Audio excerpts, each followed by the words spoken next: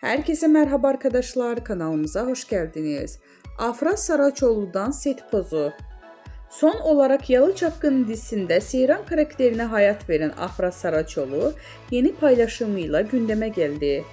Yalı Çapkını dizisinde 3 sezon boyunca Seyran karakterine hayat veren Afra Saraçoğlu oyunculuk performansıyla yanı sıra sosyal medya paylaşımlarıyla da adından söz ettiriyor.